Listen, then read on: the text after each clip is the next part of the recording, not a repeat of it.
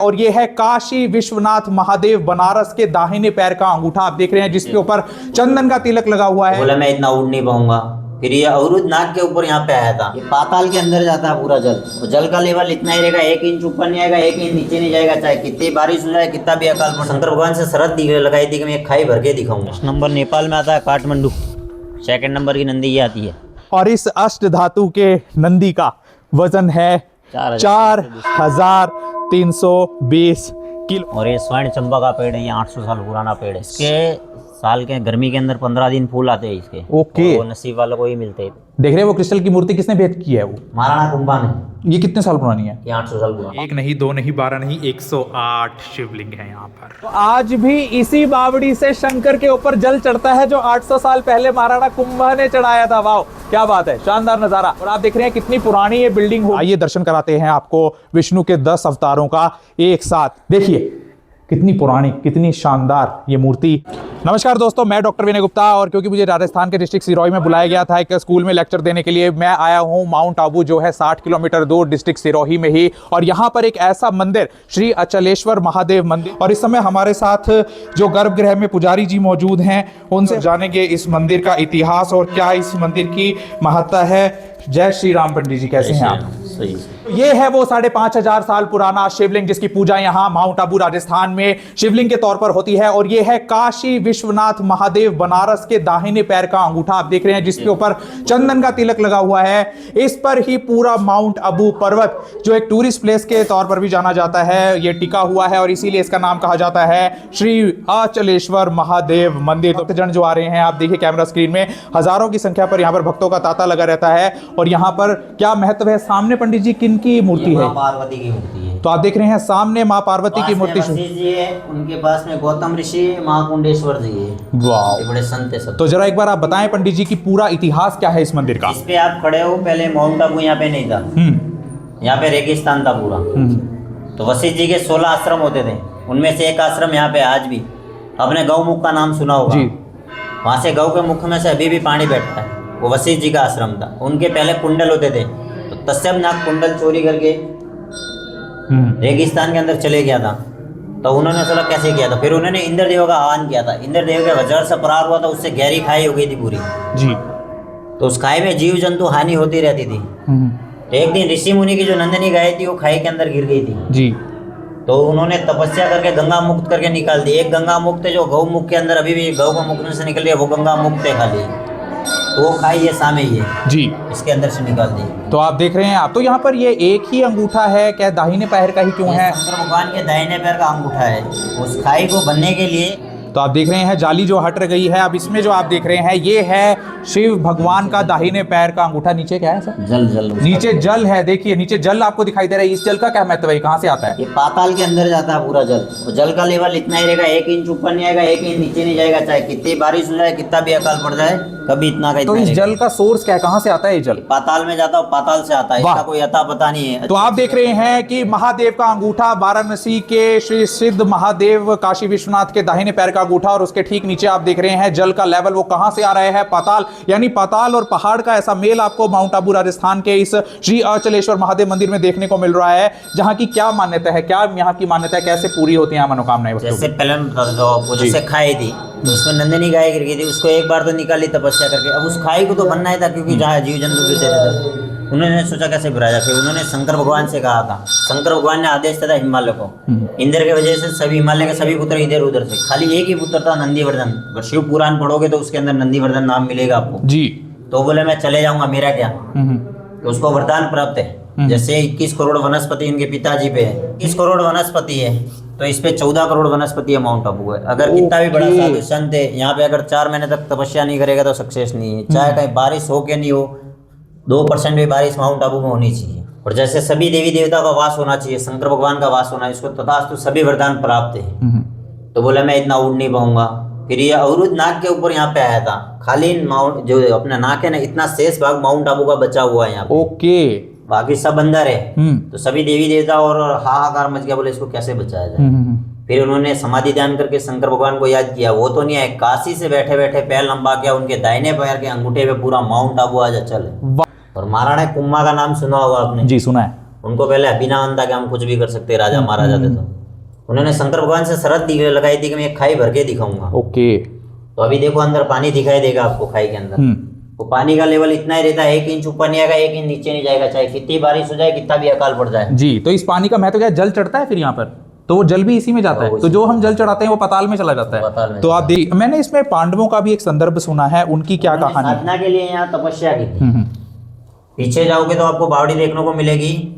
महाराणा कुंभा यहाँ बैठे रहते, 6 महीने तक लगातार इसके अंदर पानी डाला हुआ है, नहीं भरा गया था। शंकर भगवान से माफी मांग के क्रिस्टल की मूर्ति भेंट करके गए थे। देख रहे हैं वो क्रिस्टल की मूर्ति किसने भेंट की है? वो महाराणा कुंभा ने। ये कितने साल पुरानी है? ये 800 साल पुरानी। 800 साल पुरानी क्रिस्टल की मूर्ति। See, you can see that the crystal idol of किनकी मूर्ति है इनकी? ये काल Bhairav. Kal Bhairav's idol. You can watch that it is lightened by the background light of this diya, holy diya. It cannot be lightened from the front, and it can only has light from inside when a light is lit in the backside of these idols. These are all crystal idols. ये crystal की मूर्ति हैं जो महाराणा कुंभा ने आज से 800 साल पहले यहाँ पर भेंट की थी, दान की थी। तो बावड़ी जरा हमें दिखा सकते हैं वो कहाँ है?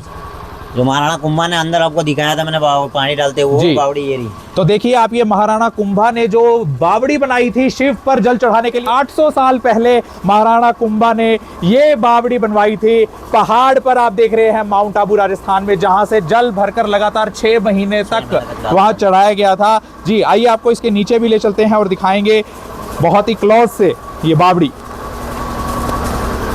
देखिए तो पंडित जी, इसका स्तर क्या होगा लगभग? ये जल कितना, तो बहुत दूर है, कितनी गहरी होगी? खाएगा तो कोई अंदाजा नहीं है इसका। तो देखिए,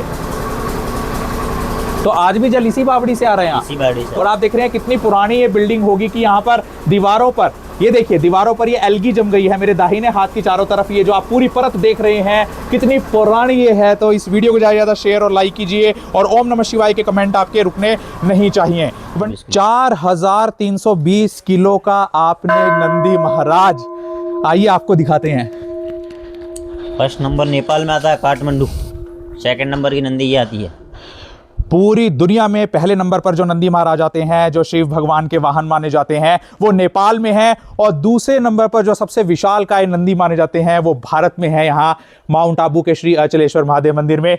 और इस अष्ट धातु के नंदी का वजन है 4320 किलो, यानी 43 क्विंटल से भी ज्यादा। और ये स्वर्ण चंपा का पेड़ है, ये 800 साल पुराना पेड़ है। कौन सा है? ये पूरा क्या नाम बताया? स्वर्ण चंपा। इसके साल के गर्मी के अंदर 15 दिन फूल आते हैं इसके। ओके। वो नसीब वालों को ही मिलते हैं, इतनी खुशबू। क्या बात है, तो अभी फूल आए हैं? कब आते हैं वो? गर्मी के अंदर। गर्मी के अंदर 15 दिन के लिए आते हैं। कौन से महीने में? कोई भी महीने में 15 दिन खाली। तो यहाँ पर किनकी मनोकामना पूर्ण होती है? मेनली कौन लोग आते हैं? कैसे भी करो मनोकामना आपकी पूर्ण हो जाती है, लेकिन रिटर्न आपको आना पड़ता है एक बार दर्शन करने के लिए। तो यहाँ भी चाहो जो चाहो वो मिल जाएगा आपको। तो यहाँ पर रिटर्न आना बस, यहाँ पर क्या कुछ चढ़ाने की मान्यता है? जैसे गुड़ चढ़ता है, कुछ भी चढ़ाइए सर, वो अपने मन की बात है, ऐसा कोई जरूरी नहीं है। तो सबसे ज्यादा भीड़ यहाँ पर कब होती है? सावन महीने के अंदर। सावन महीने के 12 ज्योतिर्लिंग और 4 धाम नहीं जा सकते हो एक साथ, तो आ जाओ माउंट आबू के राजस्थान, क्योंकि इस अचलेश्वर श्री अचलेश्वर महादेव मंदिर में मिलेंगे आपको 12 ज्योतिर्लिंग और 4 धामों के दर्शन करने का मौका। यहाँ पर नवग्रह मंदिर भी है, एक के बाद एक पंडित जी हमारे को दिखाएंगे वो 12 ज्योतिर्लिंग के मंदिर जो यहाँ पर हैं। तो बताएं नवग्रह जी है, 9 ग्रह, 9 के 9 ग्रह की पूजा करने को आपको मिलती है। उसके बाद ये कोटेश्वर भगवान का मंदिर है। वाह क्या बात है। तो देख रहे हैं आप, तो इसको कहाँ से, ये कोटेश्वर भगवान जी का है जो ज्योतिर्लिंग आपने सुना होगा। तो इसमें हूबहू उसका रेप्लिका रखा है, कैसे मान लिया गया कि ये उनका है ये मंदिर? पहले के सब बने हुए जी। तो आप देख रहे हैं कोटेश्वर मंदिर, बहुत ही सुंदर शिवलिंग देखिए दीवार में सुशोभित है यहाँ पर। तो यहाँ पर आप कोटेश्वर जी के दर्शन, में विष्णु भगवान का 10 अवतार विष्णु भगवान का मंदिर। वाह, 10 अवतारम विष्णु के भी दर्शन आपको ये वाला है सर।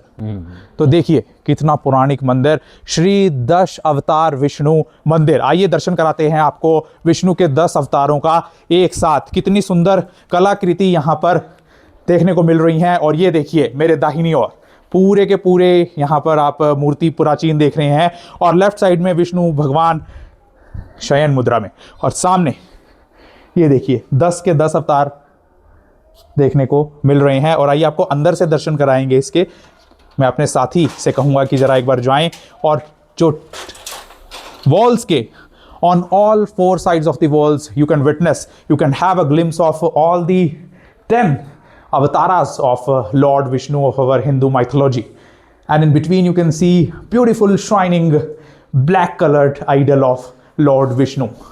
देखिए कितनी पुरानी, कितनी शानदार ये मूर्ति भगवान विष्णु की। तो आपके जीवन में भी विष्णु भगवान आपको दर्शन दें और लक्ष्मी माता आपके ऊपर कृपा बरसा दें। हो ये देखिए, ये है लाइन वाइज आपको पूरे 12 ज्योतिर्लिंगों की यहाँ पर श्रृंखला एक के बाद एक देखने को मिलेगी। सामने बद्रीनाथ और मेरे दाहिनी और आप देख रहे हैं ओमकारेश्वर ज्योतिर्लिंग के दर्शन आप करेंगे। हू बहू बिल्कुल आपको रेप्लिका क्या कहूँ, असली स्वरूप ही शिव का यहाँ पर है। आपेश्वर महादेव। तो देखिए आपेश्वर महादेव जी का यहाँ पर मंदिर आपको देखने को मिल रहा है। एंड और ये माँ चामुंडा का मंदिर, माँ चामुंडा भी हैं यहाँ पर। तो सिर्फ शिव भगवान ही नहीं, माता रानी भी हैं, माँ चामुंडा। एक बार जयकारा लगाते हुए शेयर करते रहो वीडियो को और लाइक करते रहो। और बद्रीनाथ, जिसको बद्रीनाथ जाने का मौका नहीं मिला वो यहाँ आ जाए। माउंट आबू राजस्थान में यहीं पर बद्रीनाथ बसे हुए हैं। ये देखिए शंखटेश्वर महादेव मंदिर। और इसके पास में सूर्य का क्या है जी? सूर्य भगवान का मंदिर। सूर्य भगवान का मंदिर जो आपको ओडिशा के कोणार्क में देखने को मिलता है, सन टेम्पल। तो यहाँ भी आप सूर्य देवता के दर्शन कर लीजिए। अगर सूर्य आपकी कुंडली में खराब है तो एक बार नमस्कार कर दीजिए और शेयर और लाइक का बटन दबाते रहिए। हमें मीराबाई का है। मीराबाई भी हैं यहाँ पर। ये मीराबाई है। She is Mirabai. तो आप मीराबाई भी आपको देखने को मिल रही हैं। गणपति है, गणेश जी, गजानंद जी महाराज का। कितनी सुंदर प्राचीन मूर्ति, लगभग हजारों साल पुरानी ये मूर्ति ऐसी लग रही है देखने में। और ये ओमकारेश्वर, ये ओमकारेश्वर, नीलकंठ, ये नीलकंठ मंदिर आप देख रहे हैं। तो मैंने तो कर लिए हैं माउंट आबू राजस्थान में आकर ना केवल श्री अचलेश्वर महादेव के दर्शन, जो दाहिने पैर के अंगूठे का स्वरूप यहाँ पर पूजा जाता है, बनारस के काशी विश्वनाथ के महादेव का, और साथ में 12 ज्योतिर्लिंगों के दर्शन, माँ चामुंडा के दर्शन, दशावतार विष्णु के दर्शन, मीराबाई के दर्शन। कोई ऐसे दर्शन नहीं रह गए। भगवान महादेव और भगवान विष्णु और माँ चामुंडा और मीराबाई की कृपा भी पाइए। मैं डॉक्टर विनय गुप्ता।